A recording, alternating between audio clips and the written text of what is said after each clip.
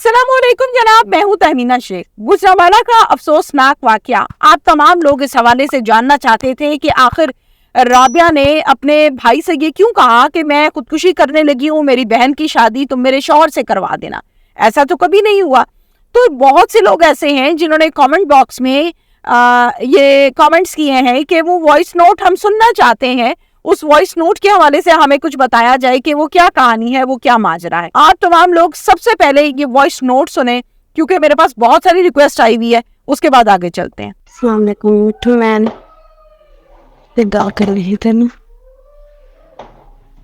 रिश्ते शादी से ये दिन थोड़ी रह गए। मेहरबानी होगी मेरे घर मान ले है अबू ने मन हुई मैं थोड़ा सा नहीं मैं शालो तो नहीं आता ठीक है। ते टेंशन मैनू सिर्फ फैसला हो रही है कि बच्चे ने डोन जाने में पिछों जिंदा नहीं था ठीक है।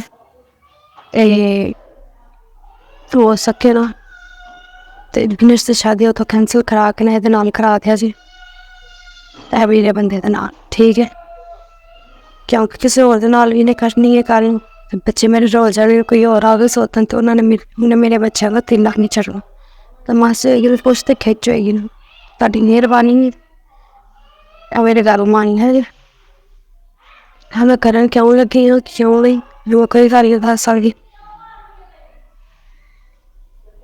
पैसे नहीं कहना से मेरे बच्चे का ख्याल रखा से अल्लाह हाफिज।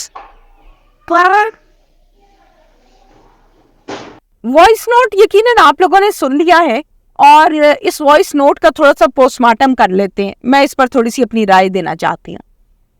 जब मैंने आदिल से अपने व्लॉग के लिए और आप तमाम लोगों की इंफॉर्मेशन के लिए कुछ सवालात किए थे कि आदिल घर पर उस टाइम कौन कौन था जब ये मामला हुआ, तो आदिल ने मुझे ये जवाब दिया था, जो कि मैंने व्लॉग में आप लोगों के साथ शेयर भी किया, कि घर पर उस टाइम कोई भी शख्स मौजूद नहीं था, मेरी बीवी अकेली घर पर थी।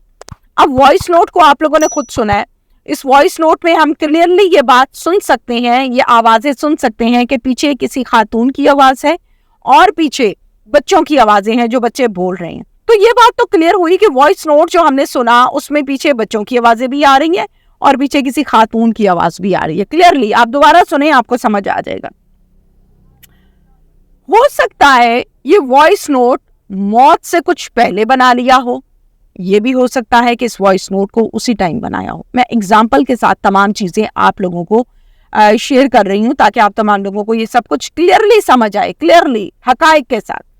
आपको पता है कि मैंने एक फैसलाबाद का वाकया रिपोर्ट किया था जिसमें काजिम जवाद, जो कि बड़ा मशहूर ताजिर था, वहाँ पर बिजनेसमैन था, उसने खुदकुशी की थी। उसने अपनी दोनों बीवियों को फायर किया, अपने बच्चों को फायर किया, तमाम को, और फिर एंड पर खुद भी खुदकुशी कर ली थी।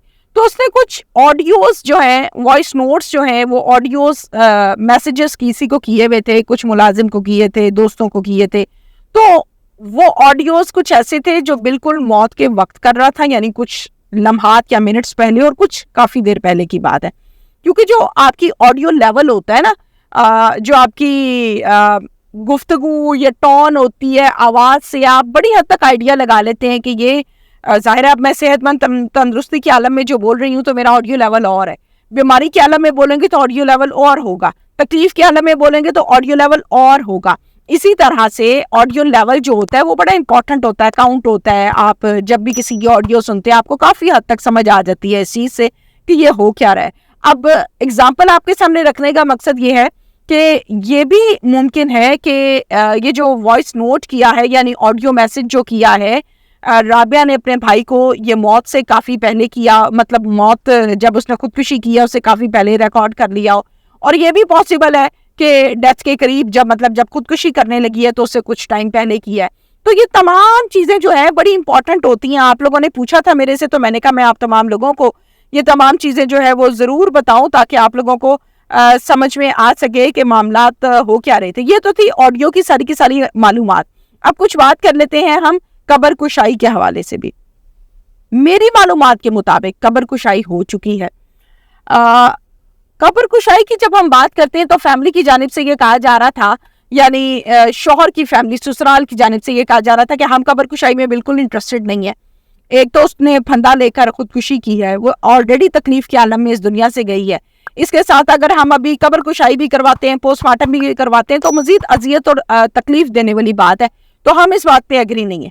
مدعی فیملی یعنی رابعہ کے جو بھائی ہیں ان کی فیملی کی جانب سے یہ کہا گیا تھا کہ نہیں, ہم نے تو قبر کشائی کرنی ہے, ہم نے تو پرچہ کٹوانا ہے, ہم نے تو تم لوگوں کو ٹانگنا ہے, تم لوگوں نے ہماری بہن کو اس حد تک پہنچا دیا کہ اس نے خودکشی کر لی ہے. تو قبر کشائی جو ہوئی ہے نا, وہ رابعہ کی فیملی کے زور پر کی گئی ہے, تاکہ ظاہر ہے ان کا یہ حق بھی ہے کہ ان کی بہن کو بے دردی کے ساتھ اس طرح سے اس دنیا سے چلے گئی ہے. آخر خودکشی کوئی بھی انسان شوق سے تو نہیں کرتا, تکلیف کے عالم میں اینڈ تک جب کوئی ناکو ناک آ جاتا ہے تو پھر جا کے موت کو گلے لگایا جاتا ہے. اچھا, اس میں ایک بڑا امپورٹنٹ رول اور بھی ہو سکتا ہے, وہ ہے غسل دینے والی خاتون. غسل دینے والی جو خاتون ہے اس سے بھی میں نے رابطہ کیا, اور میری معلومات اور میرے ذرائع کے مطابق غسل دینے والی خاتون کا یہ کہنا ہے کہ ڈیڈ باڈی کے اوپر کسی قسم کے کوئی تشدد کے نشانات نہیں تھے, بلکہ صرف اور صرف گردن کے اوپر تھا. اور گردن پہ اس وجہ سے تھا کیونکہ ظاہر ہے گردن پہ اس نے پھندا لیا تھا, تو وہ اس کا نشان ضرور تھا, لیکن باڈی کے اوپر کسی قسم کا کوئی تشدد کا نشان نظر نہیں آیا. اس کے ساتھ ساتھ جب ہم بات کرتے ہیں عادل کے حوالے سے, تو آپ کو پتہ ہے کہ عادل سے میں نے یہ پوچھا کہ گھر پر اس ٹائم کون کون تھا, تو عادل نے پہلے تو یہ جواب دیا کہ گھر پر کوئی نہیں تھا. اچھا, گھر پر کوئی نہیں تھا, ساتھ میں گھر پر مزدور بھی تھے. مزدور جو ہیں وہ گھر پر کام بھی کر رہے تھے. تو یہ بڑی امپورٹنٹ چیزیں ہوتی ہیں, چھوٹی چھوٹی چیزیں جس کو نوٹ کرتے ہیں تمام لوگ تاکہ اصل حقائق تک پہنچ سکیں. تو یاد رہے کہ عادل نے مزدور کو کال کر کے کہا تھا کہ جاؤ ذرا جا کے دیکھو, وہ میرا فون نہیں اٹھا رہی. تو جب مزدور نے جا کے دیکھا تو مزدور نے فوراً سے عادل کو کال کر کے یہ کہا تھا کہ چھیتی کا راجا پرجائی نے پھاڑ لے ہے. یہ لینگویج تھی اس کی. ظاہر ہے مزدور ہے. تو عادل نے کہا کہ سارا کچھ چھوڑو, اس کو ڈاکٹر کے لے جاؤ, تو پھر معاملات باقی دیکھتے ہیں. اتنے میں عادل کا ایک کزن تھا, اس کو بھی عادل نے گھر بھجوا دیا تھا. اور ٹھیک 3 منٹ بعد, 2 سے 3 منٹ بعد, یا 3 سے 4 ہم کہہ سکتے ہیں, اس سے زیادہ نہیں, والدہ محترمہ گھر پہ آ گئی تھی. بڑی امپورٹنٹ بات ہے کہ ڈیتھ کے ٹائم گھر پر کوئی نہیں تھا, ڈیتھ کے ٹھیک 3 منٹ بعد والدہ گھر پہ آ گئی. مزدور باہر کام کر رہے تھے. آلریڈی اس گھر میں 5 لوگ رہتے ہیں, لیکن اس ٹائم 5 لوگوں میں سے کوئی بھی موجود نہیں تھا. وائس نوٹ میں پیچھے خاتون کی آواز آ رہی ہے, بچوں کی آوازیں آ رہی. تو بہت باریک بینی کے ساتھ اس کیس کو دیکھا جائے اور پھر حل کیا جائے تاکہ معاملات لوگوں کو سمجھ میں آ سکیں. اس کے ساتھ ساتھ میں بات کرنا چاہتی ہوں, ظاہر ہے فورینزک لیب میں جب سیمپلز کو بھجوایا جاتا ہے, وہاں سے جب رپورٹ آتی ہے, تو تب جا کے کسی حتمی نتائج اور حتمی فیصلے تک انسان جاتا ہے کہ اس کی جو ڈیتھ ہے وہ کس ریزن, کس وجہ سے ہوئی ہے, وجہ کیا بنی ہے.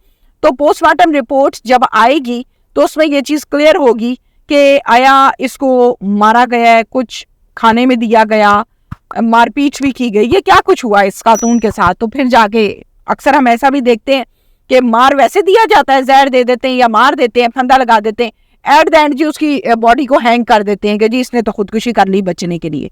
تو کچھ بھی کہنا قبل از وقت ہوگا جب تک پوسٹ مارٹم رپورٹ نہیں آتی. Thank you very much.